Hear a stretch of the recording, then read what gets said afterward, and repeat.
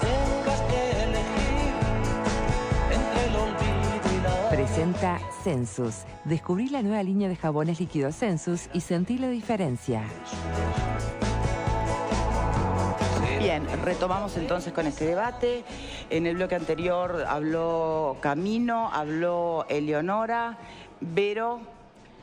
Bueno, yo creo que se ha llegado, más allá del análisis que hicieron los compañeros respecto a cómo se llegó a esta situación, en por qué fallaron las negociaciones, se ha llegado al peor escenario, ¿no? Que es una Venezuela totalmente dividida, una comunidad internacional que reconoce mayoritariamente a un gobierno que no es el de Maduro, y creo que hemos puesto a Venezuela en una verdadera encrucijada. A mí me gustaría preguntarle aquí a nuestro invitado cuál es la salida después de esta situación, porque tenemos, hace unos minutos nada más, daba una conferencia el ministro de Defensa con todos los jefes militares detrás respaldando al gobierno de Maduro. Todos sabemos que hay un entramado con los militares que tiene que ver con la corrupción que hay en Venezuela, que es muy difícil que no sigan respaldando hasta las últimas consecuencias a Maduro, y entonces cuando uno mira de qué lado estar, y yo creo que del lado que tenemos que estar es del lado del pueblo venezolano, mira este panorama, lo que piensa es cómo se sale de esta si no es con una intervención militar extranjera, porque dada la situación como la podemos ver ahora, no hay otra salida. El gobierno de Maduro no va a reconocer a este otro presidente, ni va a permitir que se convoque a elecciones anticipadas. Bien. Y el tiempo de la negociación, lamentablemente, terminó. Muchas gracias por la pregunta. La salida de esto es aplicando la Constitución, dentro del Estado de Derecho. Por eso es importantísimo que la comunidad internacional reconozca la legitimidad del presidente Guaidó, porque es insostenible un gobierno de Maduro con la soledad que tiene. Que las Fuerzas Armadas están de ese lado, y como está denunciado, la cúpula militar está todo vinculada al narcotráfico. Y con eso no se tranza. La democracia y la libertad no transan nunca, no deben transar. Miren, el lunes se cumplen 100 años de Wilson. Y Wilson decía, con tiranos, nada, absolutamente nada. Del respeto a esa y va a haber, Constitución. hace, ¿cuánto? ¿Una semana? Hace una semana esta realidad política no estaba planteada. Hace una semana. Ayer tenemos un presidente legítimo con el respaldo, bueno, de la enorme mayoría del pueblo venezolano, porque hoy leía en las redes antes de venir acá, los medios venezolanos, Maduro convocó ayer a la presidencia, no estaba ni el portero de la presidencia. Entonces me parece que esta situación de soledad absoluta, de soledad en el concierto internacional... ¿Cree que va a dejar? Pero usted tiene algún tipo de duda, que la libertad, que el presidente Guaidó y que el pueblo venezolano en poco tiempo, no sé si no días... Pero eso gracias a una intervención extranjera. No, de ninguna manera. Ese sería un graso error.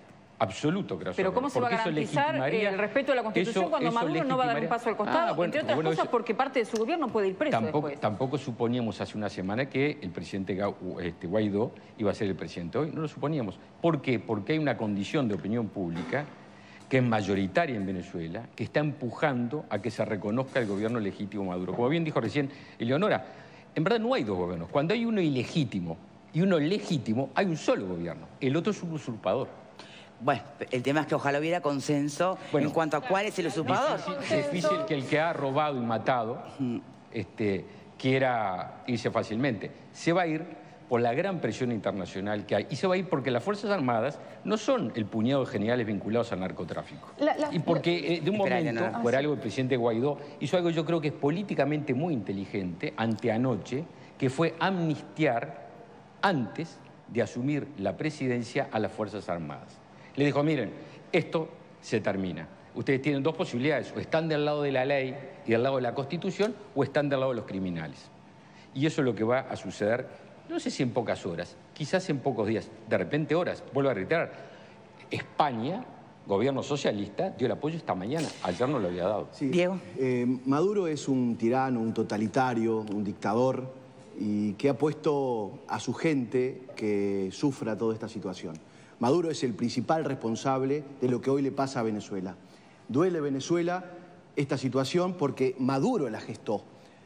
Me duele más aún que el Uruguay hable de estabilidad de Venezuela, porque los titulares de los diarios hoy, Uruguay y México, hablan de la estabilidad de Venezuela, de la paz, usando el mismo léxico de Maduro, veíamos recién en el tape. Maduro habla de la paz. ¿Cómo un dictador como Maduro puede hablar de paz cuando está enfrentando a su propio pueblo? ¿Cómo Maduro, que se negó a negociar, puede hablar de estabilidad? Es una farsa hablar de estabilidad desde acá, desde el Uruguay, cuando estamos poniendo un eslogan de apoyo a Maduro. Y la verdad me duele como ciudadano uruguayo que ocurran este tipo de cosas. Y sigo, la única salida es el reconocimiento constitucional de quien es hoy el único presidente de Venezuela. El tema es cómo se va Maduro. Yo creo que es ahí la forma, porque Maduro va a querer cuidar a los suyos, a esa corrupción que tiene a su alrededor, que gobiernan y que manejan atrás de él. Una persona que habla del pajarito y que fue al futuro y vio que no pasaba nada, una persona que enfrenta a su pueblo no es legítimo de nada. Ahora, duele cuando antes se hablaba de la protección de los derechos humanos o se hablaba también de lo que ocurrió en aquellos años en la dictadura en nuestro país y hoy hay más muertos en Venezuela producto de este tipo de dictaduras como la de Maduro. Bien, señor, saben que yo no me quiero hacer la distraída con algo que ocurrió en el bloque anterior entre uno de nuestros panelistas y nuestro invitado, el senador. Pero sobre todo, ¿saben por qué no me quiero hacer la distraída? Porque me parece que hace a la esencia de este debate. Y desde afuera, cuando uno hace un ejercicio a veces que cuesta mucho, ¿no? De abstraerse y mirar de afuera las cosas, pareciera realmente que en muchos casos, aún hasta cuando sea por convicción o desde la mejor intención, se establecen falsas oposiciones o se dan por hecho que si se dice tal cosa implica automáticamente que seas de esto, de aquello, o que tengas una ideología de este lado, de este lado. Está complicada la cosa. Entonces, a mí me gustaría, y estoy segura que cuento con el invitado para eso, y también con mi compañero panelista, que se pueda retomar el enfrentamiento con el que arrancó este programa, a ver si se puede llegar a entender, o no, pero en buenos términos, que Venezuela permite matices o no los permite. Bueno, en una familia hay matices, somos 4, pues en mi caso somos 5. En una familia hay diferencias.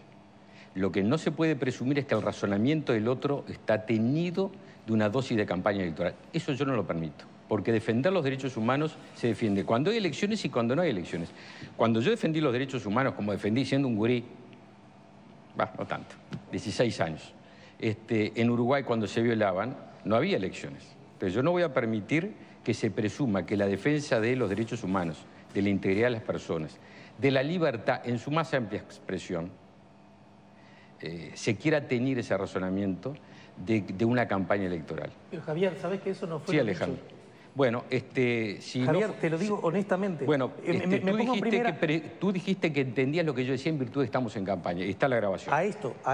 Y está la grabación. Acepto. Entonces, si tú decís que no querés presumir y retirás eso, me parece perfecto. Pero nos hace una invitación y yo la estoy tratando de... Se nota, ¿no? Que estoy tratando... A ver, dale. Bien. La compañera hace una invitación y yo la estoy aceptando. Bien, me parece muy bien. Si yo la disculpa, yo las tolero, pero me parece que todo debate... Pero senador, déjelo hablar, capaz que va por ahí. De la buena fe. Capaz que va por ahí. Capaz que va por ahí. Sostuve que para derrotar el autoritarismo, yo hace 2 años, más de 2 años y medio que estoy en este programa, todos los compañeros, bueno, hay muchos compañeros nuevos, saben que desde el día 1 siempre estuve en contra del gobierno de Maduro. ¿Cómo no estarlo? Si yo nací en la vida política defendiendo la libertad y la institucionalidad, ¿cómo yo voy a defender un gobierno que tiene presos políticos? ¿A quién le entra eso en la cabeza? Lo que dije es lo que dije, que para derrotar a este establishment instalado desde la perspectiva política, hay que hacerlo con negociación. Del mismo modo que Uruguay se sacó a los militares de esa forma, negociando. Es eso. Ese es un buen razonamiento. Lo que no está bien es lo que tú dijiste. Pero déjame terminar. En virtud de que estamos en campaña electoral. Eso no es respetuoso. En este contexto de campaña electoral es probablemente que eso no que se conozca. Pero si tú adviertes que eso no es así, yo no tengo ningún problema a decir que de pronto es un razonamiento equivocado. Pero lo que no se puede sugerir son 2 cosas. Primero, bueno, una que es salida de la norma y es suponer a quién voto yo, eso no lo sabe nadie. De verdad, Javier. Pero no me equivoco. No lo sabe nadie, no lo sabe nadie. Esa pero ni siquiera quiero insistir con eso porque no, a ver, de todos modos, el votar a un partido político no significa que no puedas opinar. Bueno, perdón, justamente. Obvio. verlo como delito, votar a determinados partidos, fue lo que hicieron los dictadores, ¿no? En todo caso, lo que yo digo es que es equivocada la idea que sugerir, igual que Naciones Unidas, igual que la Unión Europea, sugerir que de esto se sale del diálogo, es ponerse del lado de quienes violan derechos humanos. No es justo, no es justo, es por lo menos equivocado. A ver, les agradezco a los dos esta conversación. Son años, como dijo aquel. Pero a ver, tribuna. Sí, yo creo que esa posición de que o estás conmigo o estás contra mí, frase muy conocida, sobre todo porque la ha manifestado Estados Unidos cada vez que ha hecho una guerra y que ha invadido países argumentando determinadas cosas que después se demostró que no eran ciertas, como las armas nucleares en Irak, no tiene ninguna lógica de razonamiento. Yo creo que lo que hace a una democracia es el intercambio de ideas, la construcción de comentarios. Hace unos días, cuando asumía Maduro la presidencia, estuvimos debatiendo este mismo tema. Y entendemos, ¿Venezuela atraviesa una crisis? Sí, atraviesa una crisis. De esa crisis, ¿se tiene que salir con más diálogo, más negociación? Sí. Uno de los actores es Maduro y es el gobierno que hoy está en Venezuela. Es así, que hay una oposición, hay que discutir. Si los argumentos que plantea Javier García es que en esa situación no se puede negociar, bueno, saludo al Partido Nacional que está denunciando la dictadura brasilera, con el principal dirigente de la oposición, Lula, preso y que no se pudo presentar a las elecciones, después de haber eliminado a la presidenta electa constitucionalmente, Dilma Rousseff, sin pruebas, sacada de la presidencia por otro poder. Entonces, si ese es el razonamiento, que se reprime a la población venezolana, estamos viendo en los videos, constantemente los pasan, de manifestantes con cóctel molotov, dando vuelta a vehículos, prendiendo las últimas... Fede, a vos las fotos de este mar de gente apoyando a Guaidó, ¿no te provocan? Yo vi también la foto de mar de gente apoyando a Maduro. En otro momento. No, ahora, ayer. Esas que se quieren hacer pasar como que es la oposición venezolana movilizándose, qué raro que no sea reprimida por la violenta dictadura de Maduro, porque supuestamente... ¿En este nivel estamos realmente de negro sobre blanco? De esta forma, con medios oficialistas y medios opositores. Otra de las situaciones complejas es que la de a uno, señores. De a uno. A ver, José Luis. Bueno, primero parto de la base de que estamos hablando todo entre gente que creo que ha hecho y sigue haciendo una lucha cotidiana por la democracia y por la defensa de los derechos humanos, así que en esto no me robo ni ser más defensor que nadie ni menos. Entonces, a partir de esa base también quiero decir de que sí, efectivamente estamos en campaña electoral y que también tenemos posiciones políticas que van a marcar de alguna manera el camino de... por lo menos en posicionamiento de política internacional. Entonces, en ese sentido, yo creo que lo más saludable es reconocer que nuestro Estado, que nuestro gobierno tuvo una posición que a la luz de los hechos, lo que pasaron en estas 24 horas, es la más acorde. Es decir, llamar a la negociación pacífica, llamar en base a lo que es la Carta de la ONU, al posicionamiento de estados como, por ejemplo, como México y otros que todavía no han hablado, pero que sin duda hacen a lo que tiene que ver con la solución pacífica a las controversias y la autodeterminación de los pueblos y todo lo demás, me parece que sería lo más saludable. ¿Por qué digo esto? Porque hoy llevamos a una situación en la cual me parece que quienes están apoyando dos gobiernos o uno que no es justamente el elegido, me parece que se están dando situaciones como, por ejemplo, el tema de mantener las embajadas a pesar de que el gobierno constituido, fíjense lo que significa eso, ¿no? El gobierno de Maduro corta relaciones diplomáticas con un país y ese país aún así mantiene, digamos, a su parte de su territorio dentro de otro país. Las consecuencias que tiene eso es inconmensurable. Es decir, y me parece que denota mucho la responsabilidad de muchos de los actores políticos que están apoyando a otro supuesto presidente encargado. Bien. Que digamos una cosa, yo invito a todos a que lean el artículo 233 de la Constitución y se van a dar cuenta de que ninguno de los pasos, primero desde la cápite, porque para que se dé la posibilidad de que el presidente de la Asamblea Nacional pueda llegar a ser un presidente interino, tiene que faltar el presidente electo. Y eso ni siquiera desde ahí. Y después todo el procedimiento que establece la Constitución, el tema eso supone la intervención es el no de la Corte de Maduro Justicia como presidente electo. Bueno, pero es que el procedimiento constitucional no está dado. Es como un círculo vicioso espeluznante. Ahora, yo insisto, lo que está haciendo la comunidad internacional en los menores casos, apelando simplemente a la negociación y la no intervención, y en la gran mayoría de los casos respaldando al declarado presidente Guaidó, ¿significa que están promoviendo una guerra civil o significa que están simplemente mandando un mensaje a Maduro, que no es una amenaza militar? ¿Qué es lo que pasa? Cuando uno escucha a Trump, se da que Maduro se vaya, que Maduro no genere más guerra con su propio pueblo. El mensaje es que toda la comunidad internacional está alarmada por todo lo que Maduro ha generado. Y Maduro no se ha querido ir. El mensaje vamos a sacar.